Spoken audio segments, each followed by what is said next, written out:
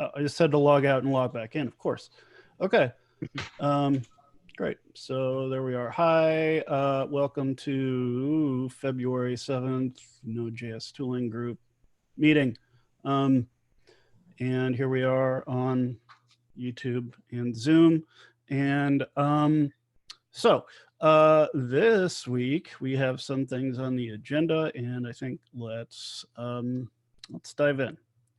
So the first thing here is, I need another window or something. All right, so the first thing here is this thing. These are in no particular order, but first one is something I posted a week and a half ago or so, which is, wouldn't it be great if we had a chmod -r in Node? So if you're not familiar, so chmod is the thing that change permissions on like a POSIX operating system. And maybe there is, I'm sure there's some sort of equivalent in Windows, but I don't know anything about it. So there's like a chmod in Node, and it allows you to change the permissions of a single file. But a lot of the times I find myself, in the shell using this thing, and I'm like, well, I want to change ownership of this whole directory all the way down, or I want to change, there's the permissions here or ownership. I guess that would be ch grp, or I don't know, all sorts of different chown. I don't know, but wouldn't it be great if we could do that recursively, like we do make dir recursively, like we do rimraf recursively? Isaac from NPM mentioned this would be cool, I think, we were talking in the Slack. So wouldn't it be cool? What do we think? Yeah. Yeah. We need like an epic that's just like make everything recursive. Yeah.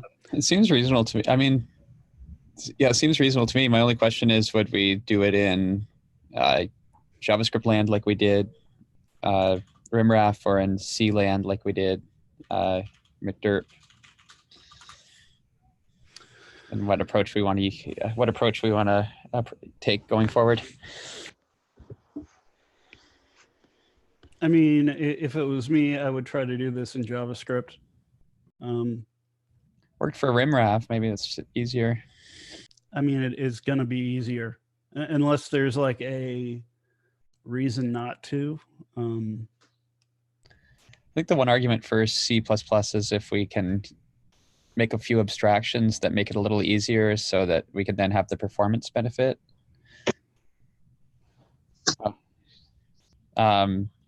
But one reason why that didn't work well for rimraf was rimraf has a million little hacks like polling and set timeouts and all these other shenanigans. I don't know if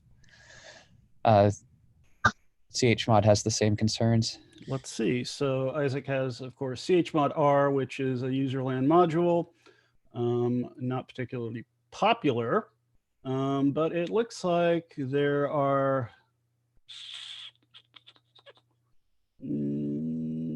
I'm not seeing any like gross hacks in here, so it might be pretty straightforward. There's certainly no, if Win32, do this and that, if, checking for Sun OS or whatever. So it looks more straightforward. I mean, I would want to get part of the problem with rimraf that it actually wasn't faster though. The problem with rimraf, it wasn't faster, but I think we could have gotten it faster if we figured out the appropriate abstractions, because you want to be doing, well, rimraf terrible because of all the hacks for Windows, so let's ignore it. But imagine that you just had to recursively chmod a bunch of stuff, which, like in the simple case, and you just trust chmod's working, there's not a million hacks. Then what you want is to have like 5 or 10 chmods happening in concurrently, so that if you have a folder with 1,000 things in it, you're chmodding n of them at a time. Mm-hmm. Right. I thought for some reason that was the part that was easier in Node with rimraf, though, the thread pooling kind of aspect. Yeah, I mean, if you do that in JavaScript, of course, libuv has its own thread pool, and so it'll just like handle it for you. And so if you write it in C++ and you don't like manage your own thread pool, then it's probably going to be slower than a JavaScript implementation. Well, I Right. think if like we're calling the async libuv functions in C++ anyway, so I would guess it would do whatever, would do the exact same thing. It's just a little bit more typing to handle the asynchronous continuation. I would just say that unless there's like a tangible benefit for it to be in C++, then I'd rather see as much as possible be JavaScript, because putting the code in C++ kind of hides it away from a lot of developers. I mean, like, for example, I know C, I'm really not good with C++, so if it were C++, then most likely I wouldn't be able to ever submit a patch for it. I mean, we could just, oh, sorry, go ahead. I was going to say the benefit to writing it in C++, if it's, if it uses threads properly and it does work in parallel, the benefit is performance. It will be faster than if we do it in JavaScript. But somebody's got to write that and maintain it. And personally, I don't have the skill in C++ to do that. I mean, we could advocate in these pull requests, like, first of all, figure out a semantic structure of what folder do they go in, where do they sit next to the file system helpers, and then we could have the argument, if there's a compelling reason, like someone needs the performance, we can consider moving it to C++ at a later date, like, and we can do that for, we could just start making, like Ian says, different file system operations recursive, and then if we have performance concerns, just start pulling some of them into C++, but not make that our default.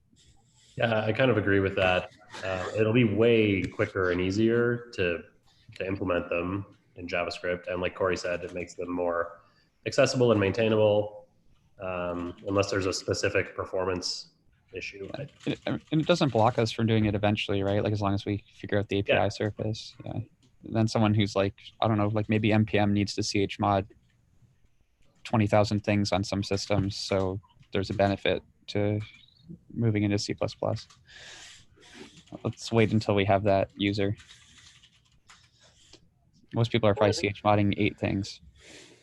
So writing it in JavaScript first would also make it possible to do direct benchmark comparisons in that case. Yeah, I'd be kind of curious. Like, it would be neat if we wrote a benchmark for the JavaScript implementation, and then if anyone happens to have time eventually, we can benchmark it against the C++. Yeah, I guess you kind of need both, right? If you're going to actually show that one is faster than the other. So I don't know who's going to do that for fun, but sure. There's a danger I might. I've been back in C++ mode again. So Ben, so you not only need to like use this thread pool, like when you call chmod, and so you run all this work in parallel in C++, you need to implement the chmod r sync, which does the thread work but pretends that it's synchronous, which is, exec sync hell, and is also, yeah, good. Have fun. Go ahead. Cool. And the nice thing about McDerp is that it's actually kind of has to be synchronous, even the asynchronous. Yes. Right? Yes. And well, wait a second. So think about it. So you can't go all the way down, like, so you need permissions to change anything. Depending on the permissions that you're choosing, is there any situation in which you would have to care about the order of a chmod? Or yes, if you're revoking write permissions. Yeah, you would have to care about like sibling, or about like descendants, but not siblings, right? If you had 10 directories at the same level, you could operate on all of them at the same time. Yeah, you want to do the deepest first, and all siblings, and then walk your way out, or else you might stop yourself from being able to chmod the siblings in a directory, right? think that's what Corey was getting at. Mm-hmm. You don't want to remove your permissions from the top level folder before you've done the deeper ones. Right. Sounds fun. Yeah. All right, so that sounds cool.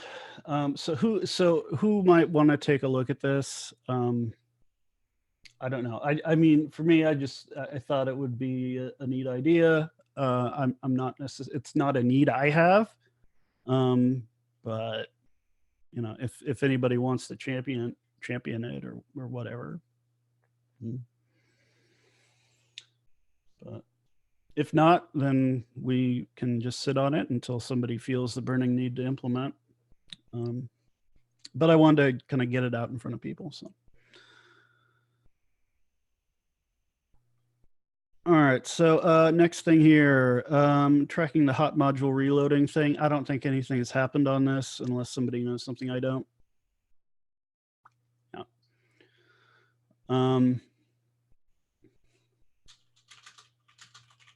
So the spawn sync stuff. Can anybody speak to that? Yes, I can speak to that. There's been no action on that. I just haven't had time to work on getting a Node.js pull request for that. So for right now, anyways, NYC 15 is using a user space module, which accomplishes the goal, and it seems to be working great. All right. Why is this still on the list?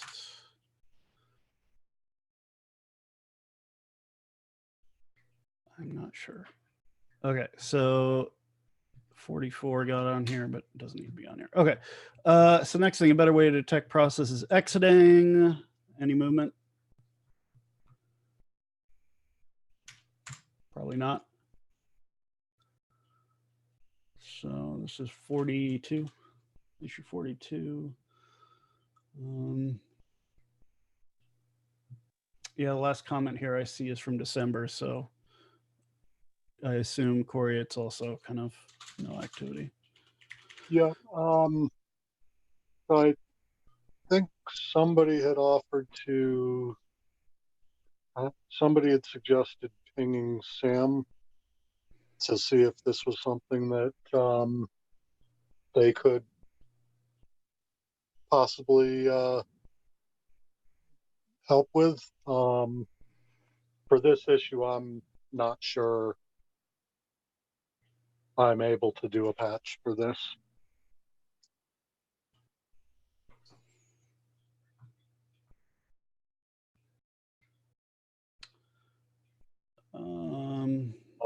Less an issue of time for this one and more an issue of just kind of being deep in areas that I don't know.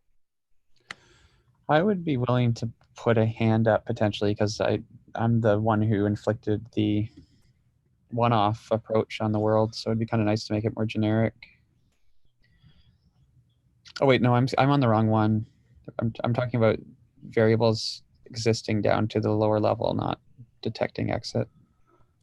I'm not putting my hand up for detecting exit. Right. I mean, I still think what it sounds like what needs to happen here is, well, maybe Corey's already done the work here. Like, what exactly needs to fire an event?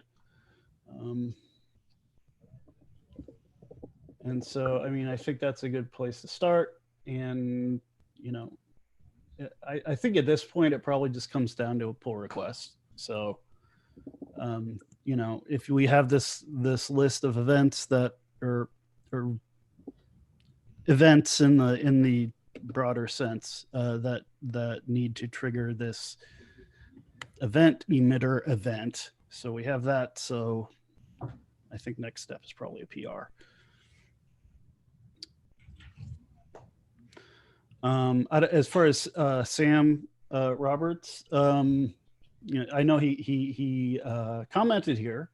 I'm not sure if there's anything else we need from him though right now, unless it's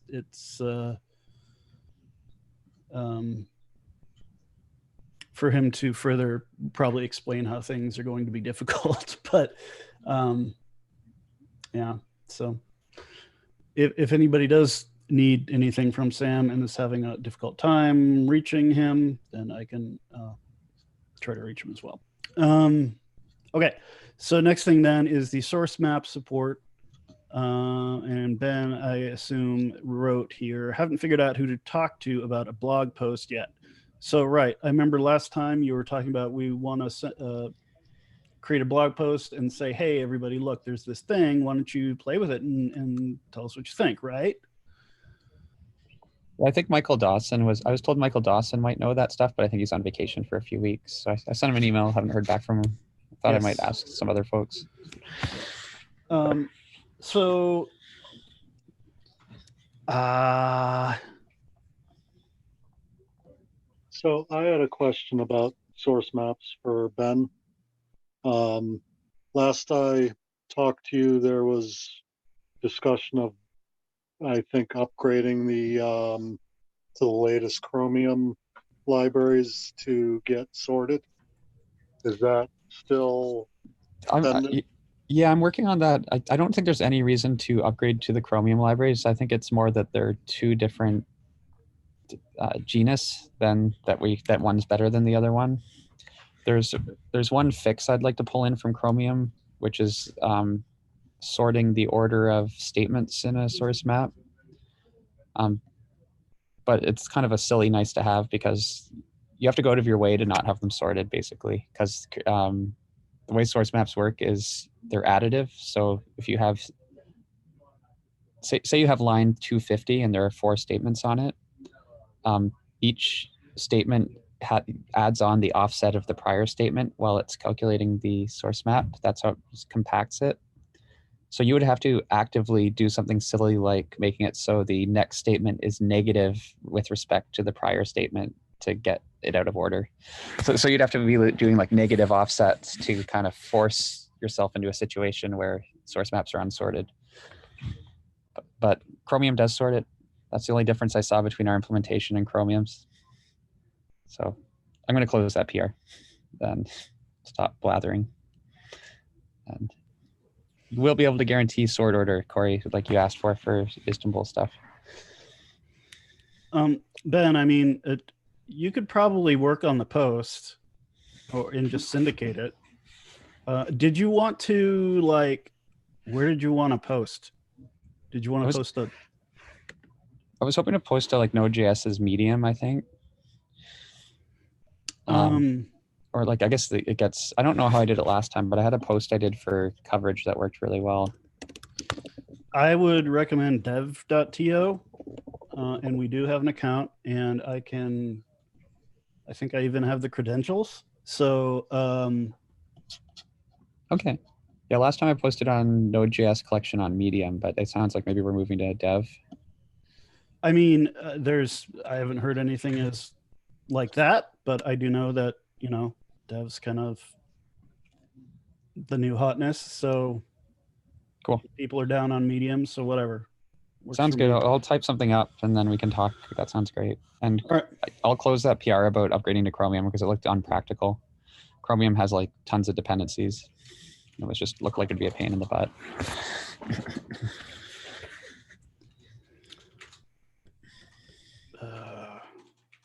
We need to use like HackMD for these things. I'm sick of these Google Docs. Anyway, argument parsing. I like the idea of hacking on it. I didn't set up a meeting because I got too busy. I had coffee with Isaac and he hates the idea. So that knocked the wind out of my sails a little bit. But I mean, Isaac doesn't, I respect Isaac's opinion, but it's just one opinion. So we could still hack a little bit. Did he have specific feedback online? I'd like to hear it if he did.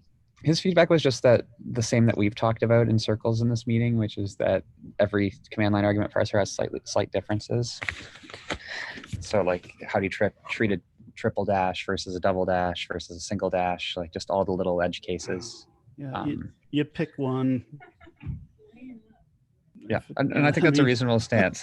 He just put me in a state of existential dread about command line argument parsing. It doesn't have to be like the perfect thing for everybody, So I think if that's our goal, that we're, it needs to be great for everyone, then we're not doing it right. It does need to be pretty good though, because I don't know. I've looked at a bunch of Go CLI programs that are using their thing, and I don't really like it. So maybe I look at the Go, CLI interfaces that people have built, and I see them as lacking, but they don't have like a lot of community solutions with better ones, because like everybody's like, why would you do that? There's a core library for it. So I don't know. Maybe I'm just seeing the couple that I've seen where people have that opinion, but it can squash competition quite effectively if you have something in core. I think it's a little different in this case though, right? Because the community ones are the pre-existing ones, whereas that probably wasn't the case in Go. Yeah, it wasn't as far as I know. That might be the difference. Maybe I'm just imagining a problem that doesn't really exist, but. No, I think it's a good point, but I think they are very different communities, but it's definitely something to keep in mind, I would say. Yeah. I don't recall if there were action items on this from last time.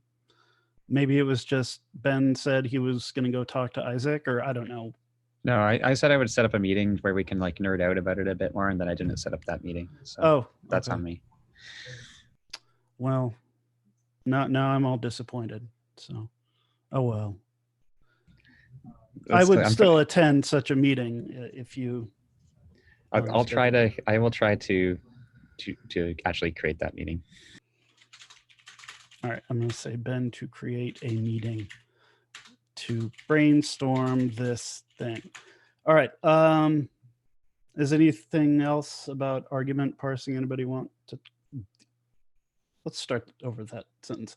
Is there anything else about argument parsing anyone would like to discuss? Great.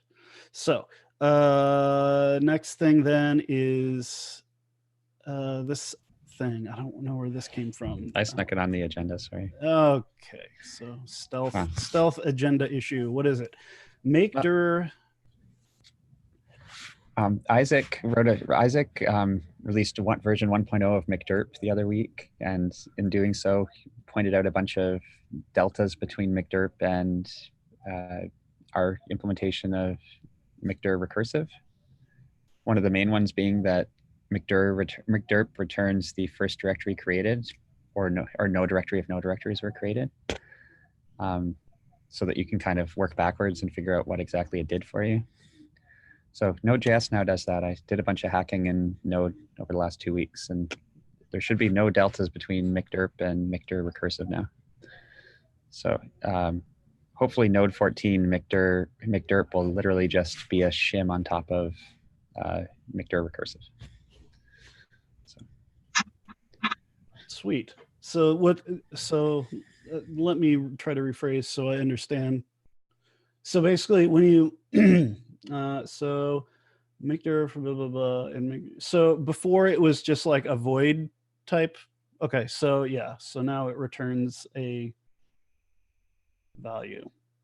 Okay, that's cool. I didn't know about this feature at all, which is why it didn't exist before, and so bad research on my part. But it sounds like for some advanced use cases, it's really useful. Like I think NPM uses this approach, maybe.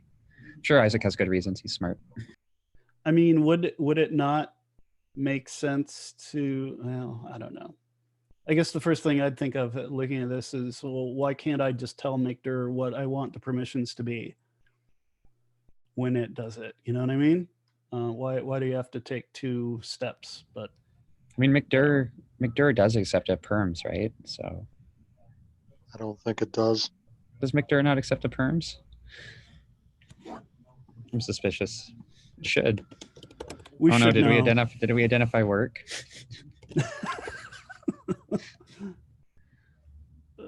It totally does. Yeah, it accepts mode. Okay, then what is this for? feature parity with McDerp? I think actually NPM has to set ownership. The group and owner. Okay, so maybe McDerp should accept ownership. I don't know. So we don't just want mode, we want ownership potentially. I don't know. Do we? Is there a reason we don't? Probably because it would be really hard on Windows. Maybe. I mean, just from like an ergonomic standpoint, that would make sense, but there's probably a good reason why you shouldn't do that. I just don't know what it is.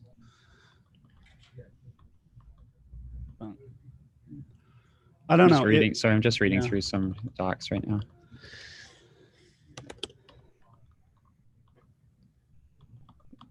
I mean, it looks like the only things that accept a GID or a user ID are process chown and chmod. fs.chmon and chmod. I don't know. I don't know too much about this space. Like, I wonder if there's a reason why we went with mode and don't have owner on. So how about this? How about anybody should research why you can't pass owner group to all of these FS functions? Why not? Because it would seem to me that it would be nice if you could do that. And I think other things let you do that. Like, I don't know, maybe I'm thinking of Python has something like this where you tell it. Oh, do you know what I think it might be partially is libuv. Like if it's just a thin abstraction on top of libuv, libuv takes mode for all of its file operations, but not owner. It looks like. Except for chown and fchown. So I mean, this could be an additive feature where if we see it, we also make a call to chown or something. But I think it would be turning these atomic operations into two operations, basically. Yeah.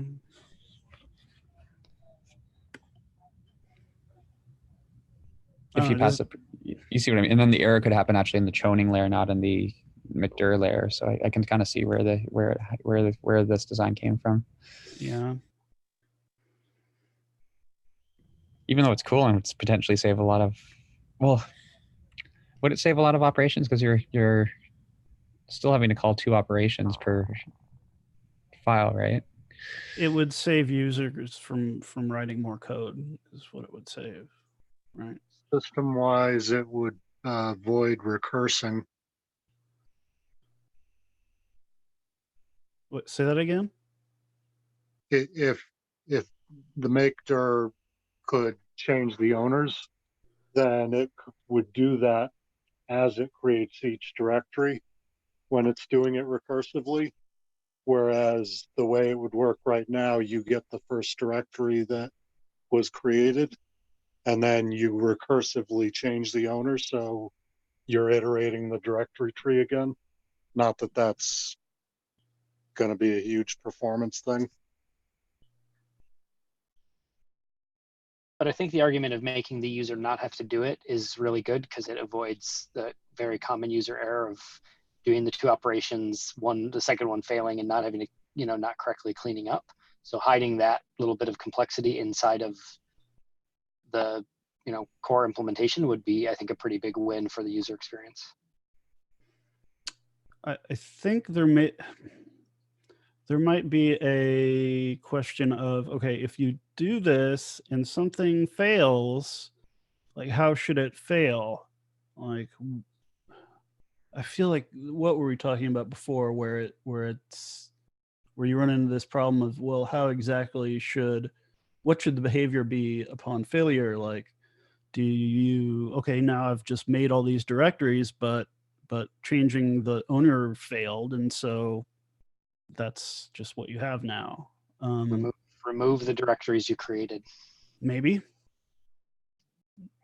If I were using that API and it left a partially done tree, that would be surprising to me. Yeah, I mean, I that would be surprising to me, but I think it would be like expected to others.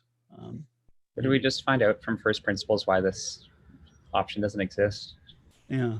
Yeah. Instead of just speculating about why, Yeah. you know.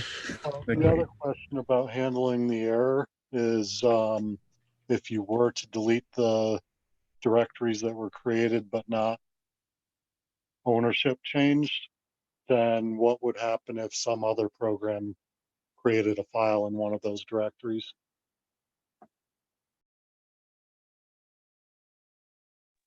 Like, cleaning up the partial failure seems like it could get messy. Yeah, that's a good point.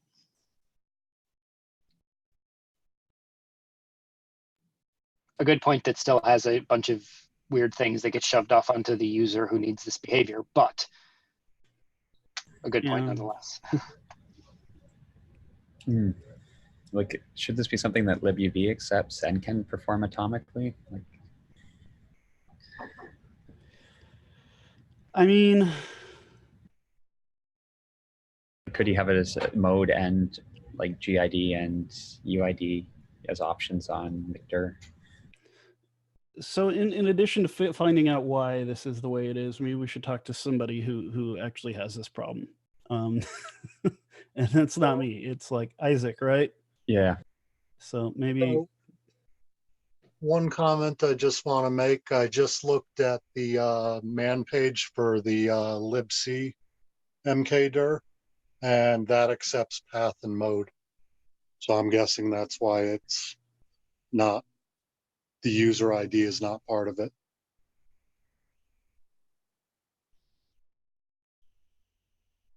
Mm.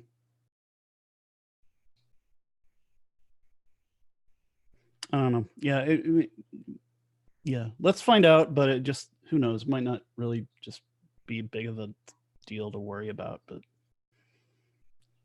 maybe small benefit for a lot of extra complexity. Who knows? So, all right. Yeah. Go Sorry. ahead. Good. No, go I ahead. just wanted to add a comment to that. Another question is, like, really, how common is it for somebody to need to create directories as a different user than the current user? Like, I feel like that's probably not a very common use case. Yeah, and the devil's in the details too. Like, we don't have, when I was fixing some bugs around user permissions for Mictor, we have like 2 tests in all of Node.js for permissions because it's so hard to write tests for Windows permissions as part of it. You need to use some ACL program, and it's just completely different. So it seems like it's not a popular thing to build features out around, or write tests for those features if you are building them. I don't know. It's like 2 tests for chown in the whole code base.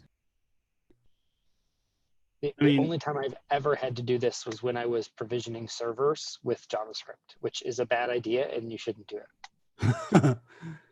I do this actually quite a bit where I will like sudo make a directory and then, you know, go and change the user all the way down or whatever. Like, well, yeah, that was what I was doing in the provisioning stuff. What were you using that for? Like, just not even in JavaScript. I just do it from the shell because I've got like a media server with a bunch of crap in it, and I want to make sure like the right user for the right process has access to this, that, and the other thing.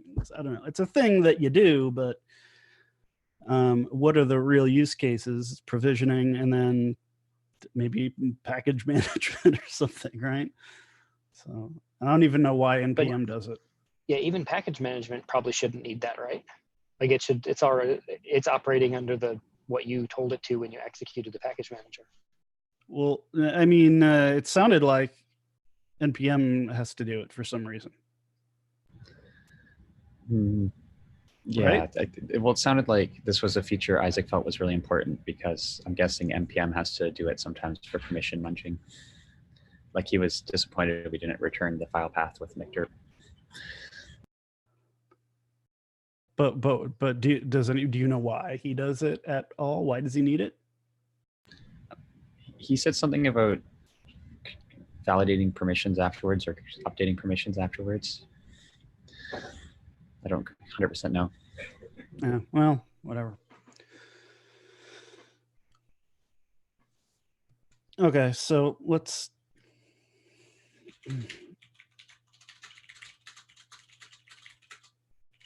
All right. So does anybody else have anything they would like to bring up in this here meeting? I'd like to ask a question. There's a couple of topics in that don't have the tooling agenda that don't seem to have ever been resolved. Things like distributing CLI tools as self-contained binaries, whatever, all these, I guess bundling sort of part of the same thing. I guess glob support did get that. So what is the plan with those, like, and why are they these other ones that aren't getting updated on the agenda and those ones not? Like, are they looking for people to jump up and take ownership of them, or like, what's the status? I think that's a good question. I think the ones that tend to stay on the agenda have been ones that we're more personally involved in, I think. And I think that's not to say that all the issues aren't equally important. It's just, like you say, it would be good if anyone wants to take ownership of any of the issues, we can make sure they're predominantly talked about in any of these meetings. I don't know. I'm personally like super excited about the packaging, for instance, but don't know much about that space. Yeah. Yeah, I think that's it, really. I mean, and once things have this label, they tend to, like, there's inertia and they tend to retain the label. But yeah, I mean, if there's something that you want to talk about, it like distributing CLI tools as self-contained binaries, throw the label on it. We'll talk about it. But I think those things really need more of a champion. So okay, yeah, I'm not ready to step up for that, but I intend to ship something which will be a self-contained binary, but I'm probably going to do it with PKG or one of the other open non-core bits for that. But it'd be interesting if that was something moving forward. And like I said, I'm not ready to champion it, but I just wanted to know where those other ones were sitting. Glob support as well, I would definitely use, but it looks like Isaac did step up to do that, so that should be good. Yeah, and I mean that wait, what? Oh, so no, he did comment and said something about how he wanted to get that done, which is funny. If he thinks arguments are a bad idea, but sure. And if he wants to join the meeting and talk about it, that's fine too. But until then, it's probably not going to get the label either. But I don't know. Mm-hmm. That's fine. I didn't need it to have the label. I just wanted to know if there was a reason why those ones, which also don't seem like they're getting active updates in the last few weeks, didn't get it yet. A few that also aren't getting updates in the last couple of weeks did get it. Just to make sure I understood the process the team had been using for that. Yeah. So. Yeah, you could call that a process, I suppose. Well, yeah, okay. I didn't mean not capital P process. Yeah. So, all right. Yeah. So has anybody got anything that they want to bring up or show and tell or whatever? My show and tell, I suppose I can do it, is I spent like a long time writing documentation for Report Toolkit, which is this tool that works with diagnostic reports. And so I wrote a new piece of documentation and it took way longer than it should have. And so that is what I have to show off.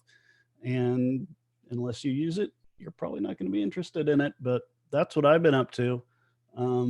So like I went and I meticulously documented each and every command line flag and the ways they interact and all sorts of things. And so, and I used, and of course the documentation site is built with Gatsby. And so I used lots of MDX and essentially I think I should have used 11D, but here I am.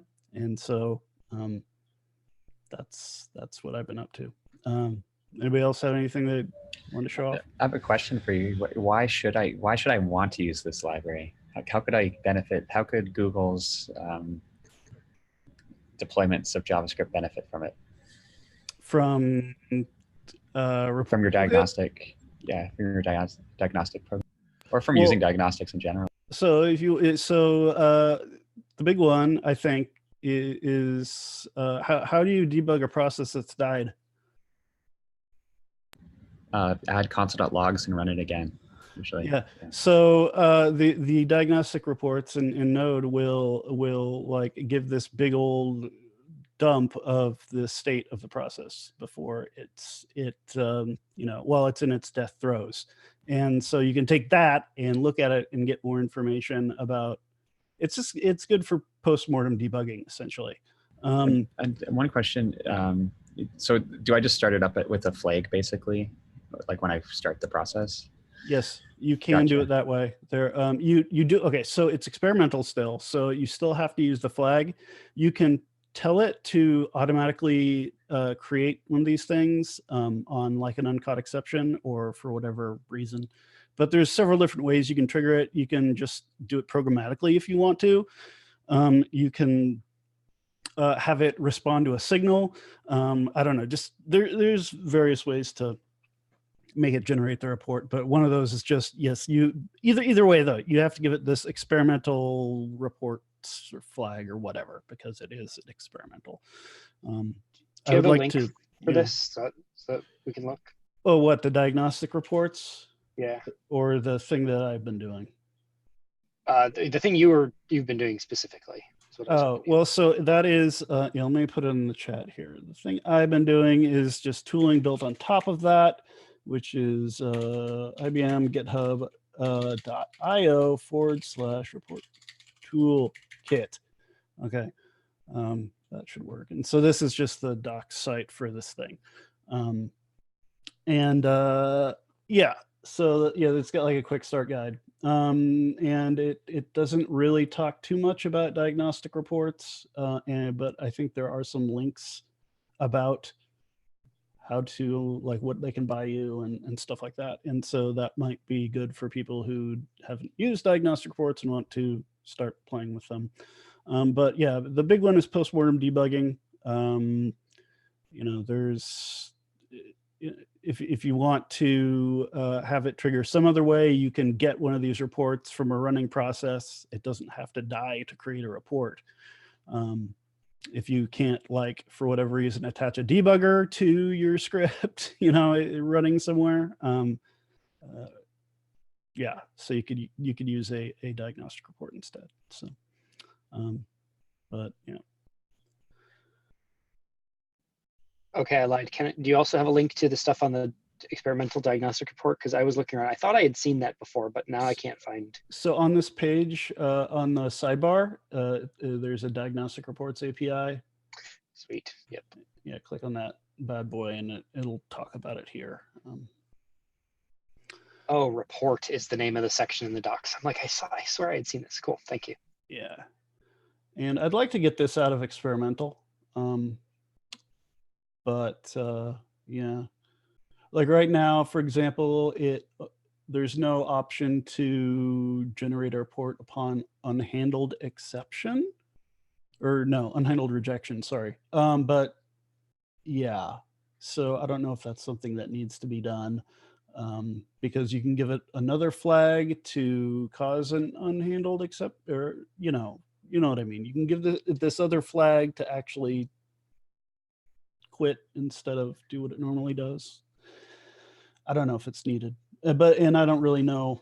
I'm not too involved with the diagnostics group, the working group that works on this stuff. Maybe I should be, but yeah, I'd like to see it get out of experimental. It works. I'm not sure why. I think we need more people to try it. It's just one of those things, like, we need more people to try it and see if there's anything it's missing, there's anything that it could be doing better, because otherwise, like, the underlying thing that it does this very well, and it does it, pretty much in a bug-free way, but how that API is shaped. Maybe there's other use cases for this that we're not thinking of, and those aren't going to come up until people actually try it. So I'm pretty sure my coworker Peter is like chairing those meetings usually. He's pretty involved. I'm going to reach out to him because this is very interesting to me, and I'll maybe get an update and see if there's something next time that I can share from him. Yeah, I mean, I did actually show this to the diagnostic group. I've been in like a couple meetings, but I just haven't been able to kind of make them. And yeah, but I'm sure he knows of this. I don't know if he's had a chance to use it. But that would be good to get feedback from him. Yeah, definitely. So I think one of the things I know internally is some of our larger scale products at Netflix can't usually use a lot of these things. They need to just take a core dump as quickly as possible. So doing anything in process after the exception is generally frowned upon. That said, I think this is really great for normal people. Yeah. So we've got like 2 minutes, but does anybody have anything else they want to chat about? No. Okay then. Well, everybody have a good, I guess today's Friday. Have a good rest of your Friday. Have a nice weekend. That's all I know. We'll talk to folks in 2 weeks. Take care. Yeah. Bye-bye. Bye.